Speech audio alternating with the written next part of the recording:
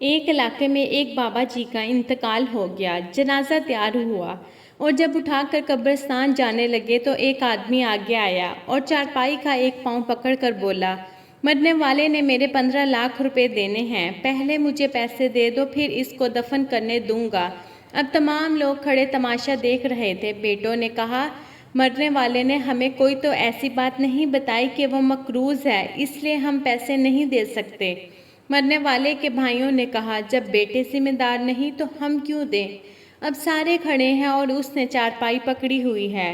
جب بات گھر کی عورتوں تک جا پہنچی، مرنے والے کی اکلوتی بیٹی نے جب یہ بات سنی تو فوراً اپنا سارا زیور اتارا اور اپنی ساری نقد رقم جمع کر کے اس آدمی کے لیے بھجوا دی اور کہا، اللہ کے لیے یہ رقم اور زیور بیچ کر اس کی رقم رکھو اور میرے ابو کا جنازہ نہ روکو، میں مرنے سے پہلے سارا قرضہ ادا کر دوں گی، باقی رقم کا جلد ہی بندوبست کروں گی۔ اب وہ شخص کھڑا ہوا اور سارے مجمع کو مخاطب کر کے بولا، اصل بات یہ ہے کہ میں نے مرنے والے سے 15 لاکھ لینے نہیں بلکہ اس کے 15 لاکھ دینے ہیں اور میں اس کے کسی وارث کو جانتا نہ تھا، تو میں نے یہ کھیل کھیلا۔ اب مجھے پتہ چل چکا ہے، اس کی وارث ایک بیٹی ہے اور اس کا کوئی بیٹا نہیں، کوئی بھائی نہیں۔